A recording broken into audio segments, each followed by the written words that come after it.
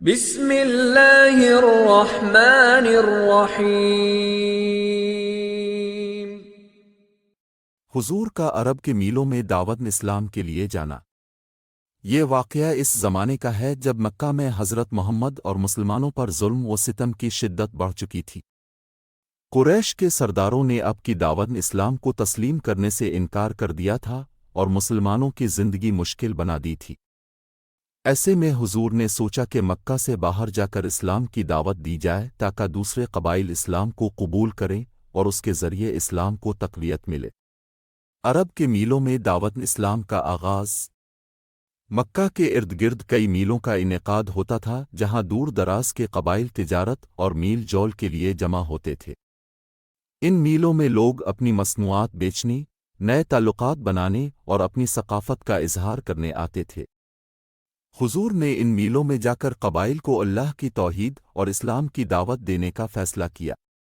عرب کے مختلف علاقوں میں مشہور میلوں کا انعقاد ہوتا تھا، جیسے کہ 1 میلہ عکاظ، 2 مجنہ کا میلہ، 3 ذو المجاز کا میلہ۔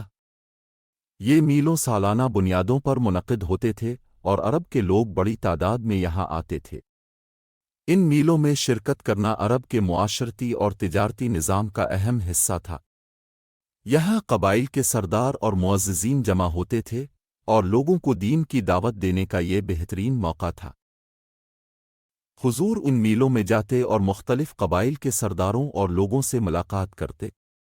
آپ ان سے کہتے، اے لوگو، کہو کہ اللہ کے سوا کوئی معبود نہیں، کامیاب ہو جاؤ گے۔ آپ انہیں اللہ کی وحدانیت کی دعوت دیتے اور بت پرستی سے بچنے کی تلقین کرتے۔ آپ ان کو بتاتے کہ میں اللہ کا رسول ہوں اور اللہ نے مجھے اس بات کا حکم دیا ہے کہ میں لوگوں کو سیدھے راستے کی طرف بلاؤں۔ حضور کی دعوت سن کر کچھ قبائل کے سرداروں نے آپ کی بات سنی اور احترام کے ساتھ پیش آئے، لیکن اکثر لوگوں نے آپ کا مذاق اڑایا اور آپ کی باتوں کو مسترد کر دیا۔ قریش کے سرداروں نے اب کی مخالفت میں میلوں میں جا کر لوگوں کو اب سے دور رکھنے کی کوششیں بھی کیں۔ ابو لہب اور دوسرے قریش کے سردار ان میلوں میں اب کے پیچھے جاتے اور لوگوں کو یہ کہہ کر اب سے روکتے کہ محمد کا ساتھ مت دو، وہ تمہیں گمراہ کر رہا ہے۔ وہ لوگوں کو اب کے خلاف ورغلاتے اور اب کی دعوت کو ناکام بنانے کی پوری کوشش کرتے۔ بعض قبائل کا مثبت رویہ۔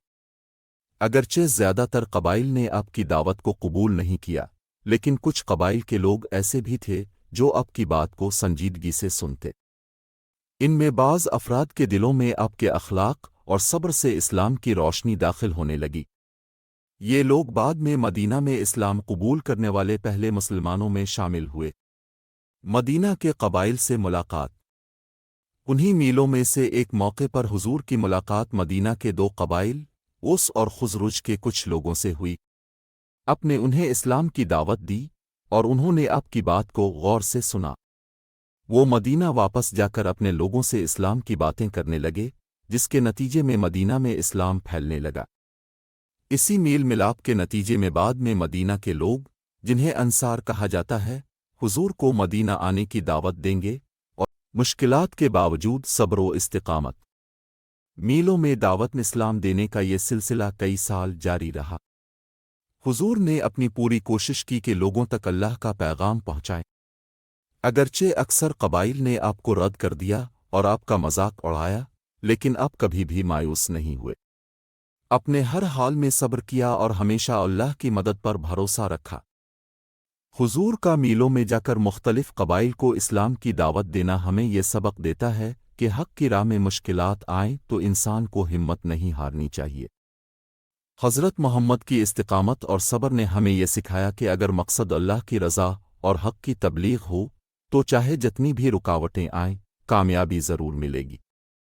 یہ واقعہ ہمیں یاد دلاتا ہے کہ اللہ کے رسول نے کس قدر محنت اور مشقت سے اسلام کو پھیلایا اور کیسے اپنے اخلاق، صبر اور استقامت کے ذریعے لوگوں کے دلوں کو جیتا۔